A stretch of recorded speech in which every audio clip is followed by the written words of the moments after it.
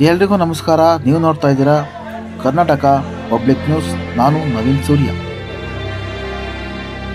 ಪರೀಕ್ಷೆ ಮುಗಿದ ಬಳಿಕ ಪರೀಕ್ಷಾ ಕೊಠಡಿಯಿಂದ ಹೊರಬಂದು ಆಟವಾಡುತ್ತಿದ್ದ ವಿದ್ಯಾರ್ಥಿ ಹೃದಯಾಘಾತದಿಂದ ಸಾವು.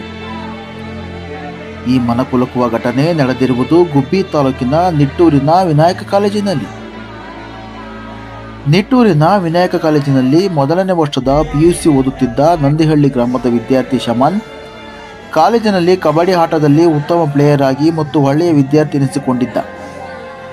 ಇಂದು ಕಾಲೇಜು ಕೊಠಡಿಯಲ್ಲಿ ಪರೀಕ್ಷೆ ಮುಗಿದ ಮೇಲೆ ಆಟವಾಡಲೆಂದು ತನ್ನ ಸ್ನೇಹಿತರೊಂದಿಗೆ ಮೈದಾನದಲ್ಲಿ ಆಟ ಆಡುತ್ತಲೇ ಕುಸಿದು ಬಿದ್ದಿದ್ದಾನೆ.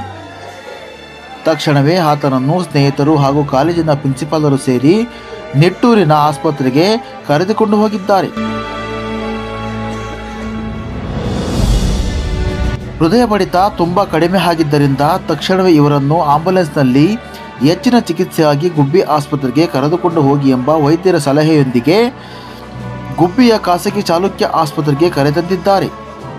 ಎಮರ್ಜೆನ್ಸಿ ಇದ್ದ ಕಾರಣ ತುರ್ತು ಆಸ್ಪತ್ರೆಯ ಮುಂಭಾಗದಲ್ಲಿ ವೈದ್ಯರು ಬಂದು ಪರೀಕ್ಷೆ ಮಾಡಿ ನೋಡಿದಾಗ ಈತನು ಇನ್ನಿಲ್ಲ, ಮರಣ ಹೊಂದಿದ್ದಾನೆ ಎನ್ನುವ ಸುದ್ದಿಯನ್ನು ವೈದ್ಯರು ತಿಳಿಸಿದರು.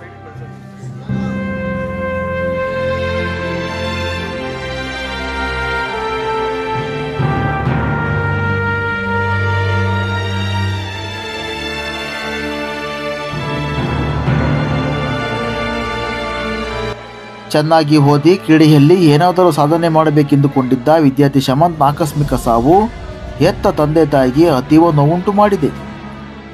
ವಿದ್ಯಾರ್ಥಿಯ ಮೃತದೇಹವನ್ನು ಗುಬ್ಬಿ ಶವಾಗಾರದಲ್ಲಿ ಇರಿಸಲಾಗಿದ್ದು, ಆತನ ತಂದೆ ತಾಯಿ, ಸ್ನೇಹಿತರು ಹಾಗೂ ಕುಟುಂಬಸ್ಥರ ಆಕ್ರಂದನ ಮುಗಿಲು ಮುಟ್ಟಿದೆ. ಅರ್ಷನ್, ಕರ್ನಾಟಕ ಪಬ್ಲಿಕ್ ನ್ಯೂಸ್, ಗುಬ್ಬಿ.